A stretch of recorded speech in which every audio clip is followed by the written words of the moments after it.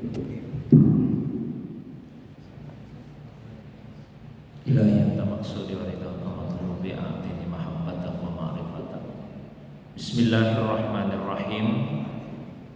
Assalamualaikum warahmatullahi wabarakatuh.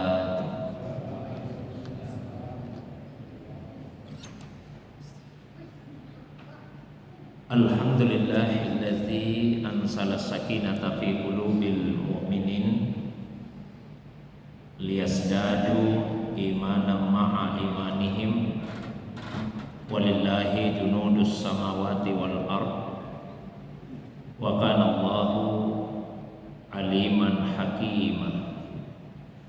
Wa sallallahu ala sayyidina Muhammadin allazi arsalahu ilan nasi basyiran wa nadhira wa ala ali Muhammadin wa sahbihi wa sallama tasliman katsira, amma ba'du. Bapak Ibu jamaah maghrib yang semoga dirahmati, dimuliakan oleh Allah Subhanahu wa taala. Alhamdulillah, malam ini kembali kita dihadirkan oleh Allah Subhanahu wa taala dalam majelis yang semoga dimuliakan ini untuk melanjutkan kembali kajian kita membaca satu kitab dalam ilmu tasawuf, yaitu kitab Manasilus Sa'irin yang ditulis oleh Al-Imam Abu Ismail Abdullah Muhammad Al-Harawi Al-Ansari qaddasallahu sirrah, beserta syarah atau penjelasannya yang terdapat di dalam kitab At-Taisir Al-Mu'in yang ditulis oleh Dr. Yusri Rusdi As-Sajid Jabar Al-Hasani atalallahu umrah wa baqa'ahu, untuk mereview kembali apa yang telah pernah kami sampaikan sebelumnya, karena ada jeda waktu yang cukup panjang ya selama 1 bulan Ramadan, sehingga kita pending kajian kitab ini untuk sementara. Maka untuk mereview kembali, seperti yang pernah kami sampaikan bahwa kitab ini terdiri dari 10 bagian, dan pada setiap bagian terdapat 10 bab, 10 penjelasan. Berarti ada 100 bab yang menunjukkan manzilah atau tahapan-tahapan perjalanan menuju kepada Allah Subhanahu wa taala. Dimulai dari bab al-yaqzah, kesadaran. Kemudian dilanjutkan dengan taubat. Setelah itu muhasabah. Lalu kemudian al-inabah. Kita sudah membahas 4 manzilah itu. Yaqzah, kesadaran, taubat, muhasabah, introspeksi diri, dan juga inabah, taubat dalam level yang lebih tinggi, sampai pada manzilah yang ke-100 yaitu tauhid. Itu adalah puncak perjalanan. Insyaallah malam ini masih pada bagian yang pertama, kita lanjutkan pada bab yang kelima setelah yaqzah, taubat, muhasabah, dan inabah tersebut. Bab yang kelima yaitu bab at-tafakkur, mengenai tafakkur. Qala al-musannifu rahimahullahu ta'ala wa nafa'ana Allahu bi ulumihi wa ulumi masyayikhihi wa talamizatihi fid dharaini amin ya rabbal alamin. Qala Allah ta'ala wa anzalna ilaika dzikra litubayyina lin-nasi ma nuzzila ilaihim wa la'allahum yatafakkarun. Surah An-Nahl ayat 44. Penulis kitab ini, semoga Allah merahmatinya dan memberikan manfaat kepada kita melalui ilmunya, ilmu dari para masyayikh, guru-gurunya, dan ilmu dari murid-muridnya di dunia dan di akhirat. Beliau berkata, bahwasanya Allah Subhanahu wa taala berfirman pada surah An-Nahl ayat 44, wa anzalna ilaika dzikra, dan kami telah menurunkan kepadamu ya Muhammad sallallahu alaihi az-zikr, peringatan. Peringatan yang dimaksud di sini yaitu Al-Qur'an. Litubayyina linnas, agar engkau memberikan penjelasan kepada manusia, manusila ilaihim, apa yang telah diturunkan kepada mereka, wala'allahum yatafakkarun, dan supaya mereka tafakkur, ya, memikirkannya.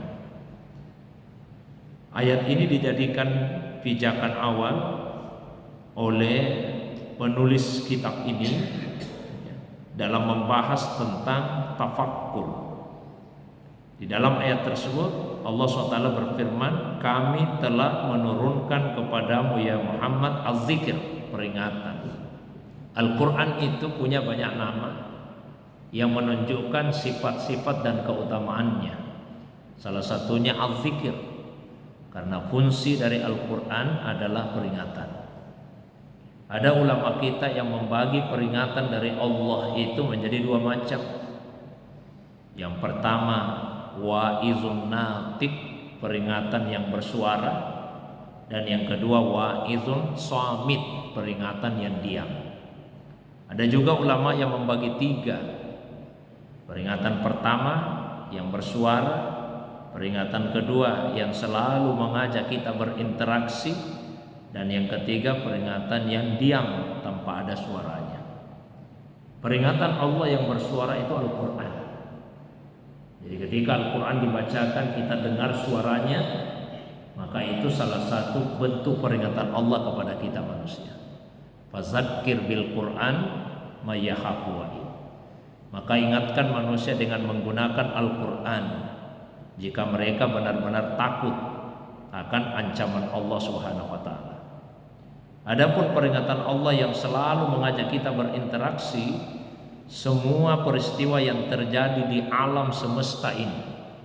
Jadi apapun yang terjadi di dunia ini, ada gempa bumi, ada kebakaran, ada longsor, dan segala macam peristiwa-peristiwa yang lain, salah satu fungsinya adalah sebagai peringatan.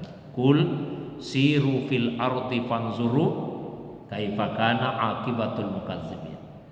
Katakanlah, berjalanlah kalian di muka bumi dan perhatikan apa akibatnya jika orang berani mendustakan ayat-ayatnya Allah. Kemudian peringatan yang ketiga, peringatan yang diam tanpa ada suara. Peringatan Allah yang diam tanpa suara, kematian. Maka cukuplah kematian itu menjadi pemberi peringatan bahwa kita yang hidup diingatkan, kita pun pasti akan mengalaminya. Mungkin beda tempatnya, beda waktunya, beda penyebabnya, dan boleh jadi beda keadaan kita pada saat mengalami kematian itu. Nah, itu bentuk-bentuk peringatan dari Allah SWT. Salah satunya Al-Quran. Wa ansalna ilaika dzikra, kami telah menurunkan kepadamu Al-Quran. Lalu Allah SWT menjelaskan tugas dan kewenangan Nabi, litubayyina linnas ma nusila ilaihi, agar engkau menjelaskan kepada manusia ayat yang telah diturunkan kepada mereka itu. Lalu di ujung ayat disebut wala'allahum yatafakkarun, agar mereka mentafakkurinya.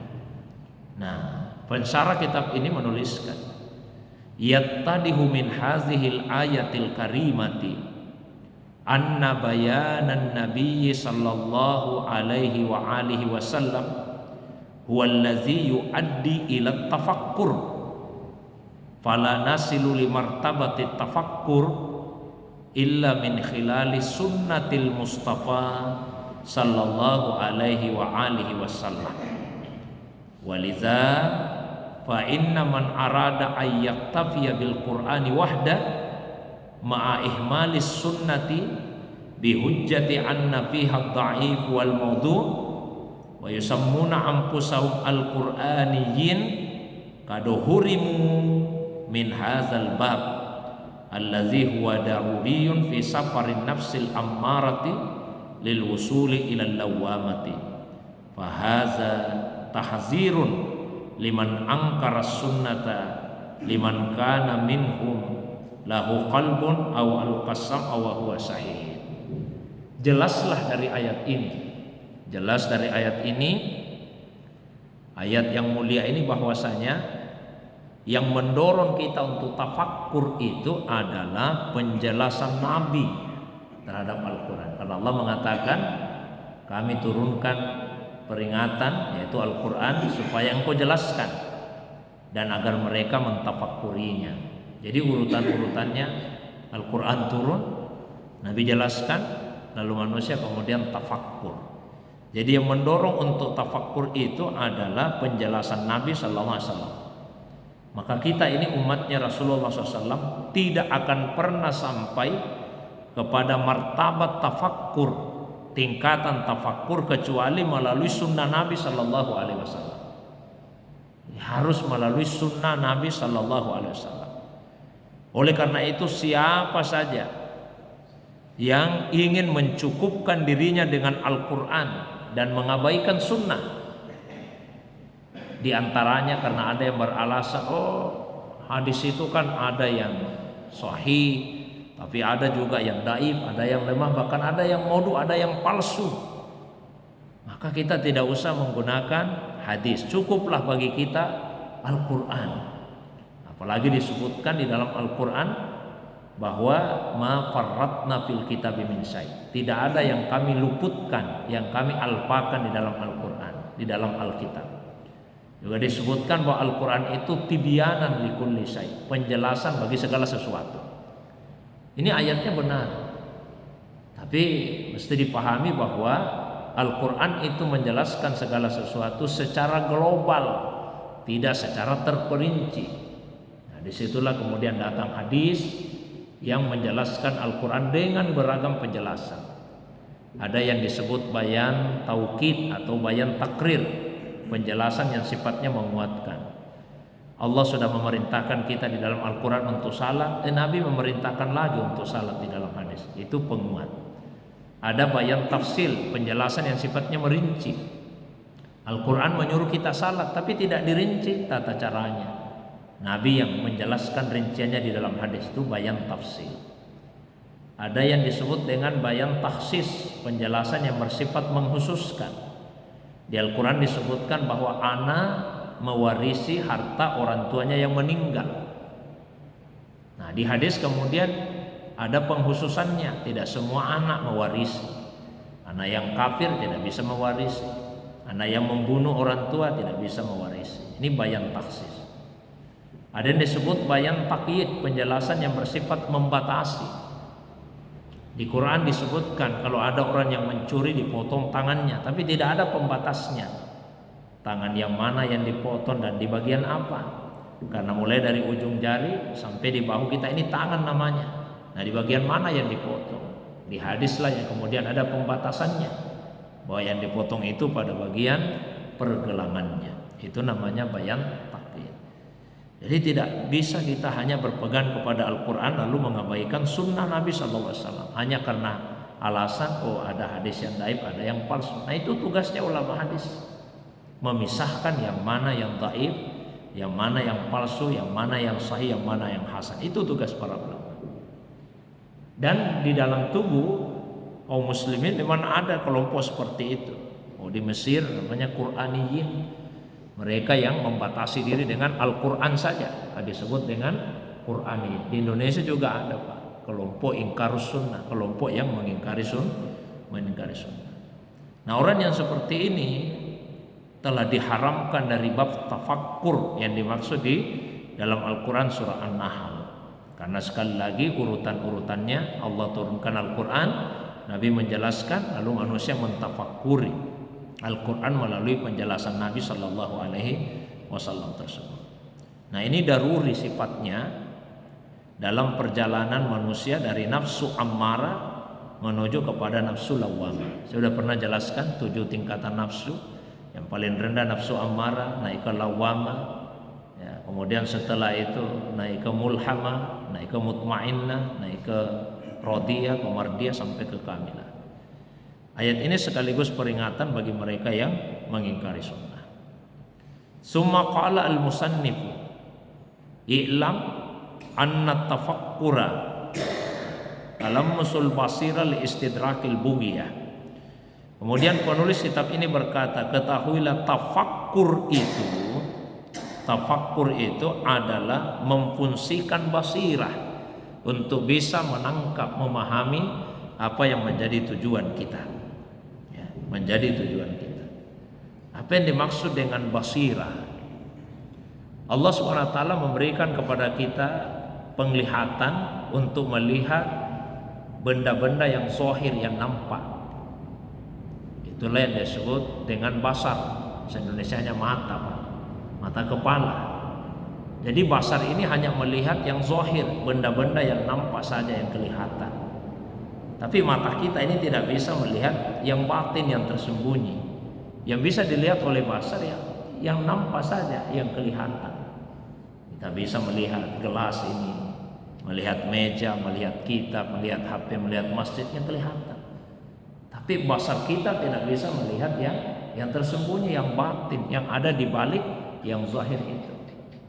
Nah, Allah SWT juga menganugerahkan kepada kita namanya basirah. Ada ulama yang menyebut basirah itu adalah ainul qalbi, mata hati. Ulama lain menyatakan basirah itu ainur ruh, mata ruh. Ya, intinya sama, bahwa basirah ini fungsinya untuk melihat yang batin, yang tersembunyi. Sebagaimana basar berfungsi untuk melihat yang nampak, yang zahir tadi. Meskipun kaitannya erat. Ya, kalau mata kepala kita tidak dijaga dengan baik, dalam arti tidak ditundukkan, sering melihat yang diharamkan oleh Allah SWT, maka itu kemudian akan melemahkan basirah kita, mata batin kita, mata hati atau mata ruh tadi. Tapi kalau mata kepala ini dijaga, ditundukkan, tidak melihat yang diharamkan oleh Allah SWT, maka basirah kita akan menjadi tajam, ya, dengan mudah melihat hal-hal yang tersembunyi. Nah, inilah yang dimaksud oleh beliau, orang tafakkur itu bagaimana dia memfungsikan, mendayagunakan basirahnya. Ada, mohon maaf, salah seorang murid saya masih anak muda, remaja. Dia katakan, Ustaz, bagaimana caranya supaya basirah saya menjadi tajam, saya bisa melihat hal-hal yang tersembunyi, hal-hal yang gaib. Saya katakan, tidak usah dulu kau tanyakan masalah itu. Beliau bertanya, kenapa Ustaz? Saya tanya balik, kamu masih suka tidak melihat cewek-cewek yang seksi, yang cantik-cantik? Masih suka? Makanya tidak usah tanya-tanya dulu tentang daya gunakan basirah. Karena kalau mata kepalamu masih suka melihat yang seperti itu akan melemahkan basirahmu. Ya, jadi siapa yang sanggup untuk mengalihkan pandangannya dari melihat yang diharamkan oleh Allah SWT, Allah akan masukkan ke dalam hatinya kenikmatan yang jauh lebih nikmat dibandingkan dengan kenikmatan melihat perempuan yang diharamkan itu. Dan mohon maaf, ya, jamaah sekalian, kalau kita melihat perempuan yang cantik, yang seksi, kan terasa nikmat. Yang merasakan nikmatnya apa? Nafsu, syahwat kita yang merasakan nikmatnya. Beda kalau kita ibadah, yang merasakan nikmatnya itu bukan nafsu, mestinya bukan nafsu. Mestinya yang merasakan nikmatnya adalah ruh kita, qalbu kita, bukan nafsu kita yang merasakan nikmatnya. Jadi jangan sampai kita beribadah lalu yang merasakan nikmatnya ternyata nafsu juga yang merasakan nikmatnya. Apa bisa terjadi seperti itu? Contoh yang sederhana, sedekah itu kan ibadah, mestinya terasa nikmat karena yang namanya ibadah itu nikmat. Tapi ada yang bersedekah, kenikmatannya dirasakan oleh nafsunya. Ketika dia bersedekah, dia merasa puas. Kepuasan itu muncul karena dia merasa sudah membantu orang yang kesusahan, sudah merasa mengeluarkan orang yang berada dalam kesulitan hidup. Maka dia merasa puas, dia merasa bangga, senang. Orang susah, saya yang keluarkan dia dari kesusahan. Itu nafsu sebetulnya merasakan nikmatnya. Beda lain halnya kalau ada seseorang yang sedekah, dia merasakan kenikmatan karena dia menyadari harta yang ada di tangannya itu bukan miliknya, tapi titipannya Allah. Allah titipkan harta itu pada dirinya untuk diberikan kepada orang yang berhak. Maka begitu dia bersedekah, dia merasakan kenikmatan.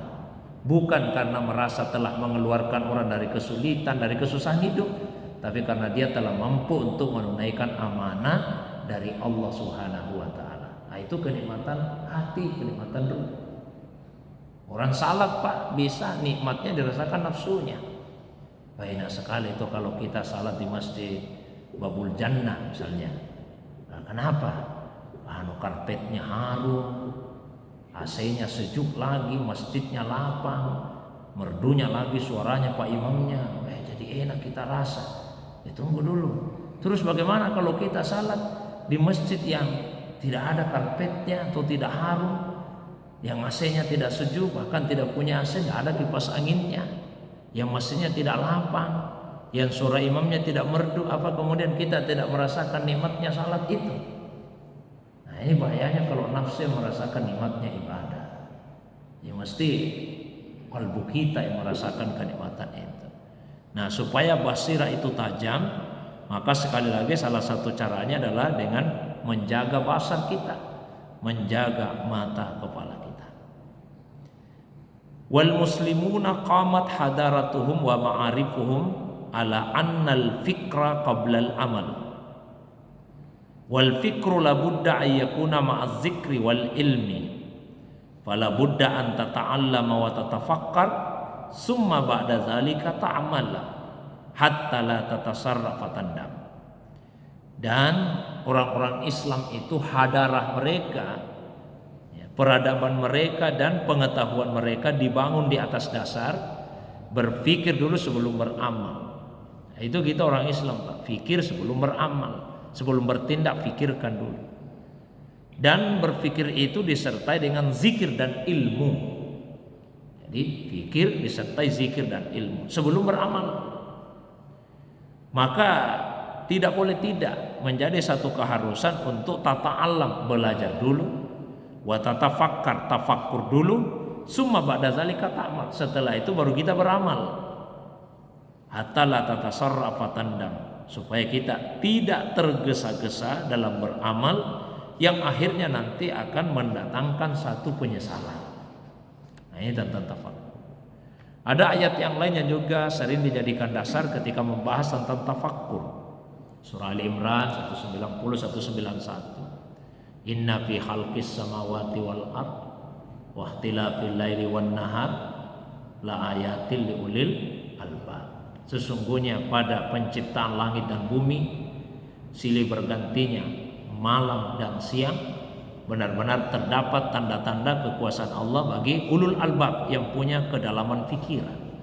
Siapa itu? Nah, cirinya dua, satu, alladzina yadhkurunallaha, yaitu mereka yang senantiasa berzikir, mengingat Allah dengan hatinya, menyebut nama Allah dengan lisannya. Qiyaman, baik pada saat dia berdiri, wa qu'udan, atau pada saat dia duduk, wa ala junubi, atau ketika dia berbaring. Itu satu cirinya, berzikir. Nah, ciri yang kedua apa? Wa yatafakkaruna, dan selalu tafakkur fi khalqis samawati wal ard, mentafakuri penciptaan langit dan bumi. Nah, kita lihat tadi, ternyata objeknya beda. Kalau zikir itu objeknya Allah, yazkurunallah, mereka berzikir, mengingat Allah, namanya, sifat-sifatnya, af'alnya Allah SWT. Tapi kalau tafakkur tidak dikatakan mentafakuri Allah. Yang ditafakuri apa? Penciptaan langit dan bumi, ciptaan Allah yang ditafakuri. Jadi objek zikir itu Allah, objek fikir itu adalah makhluk. Maka di hadis misalnya Nabi tegaskan, tafakkaru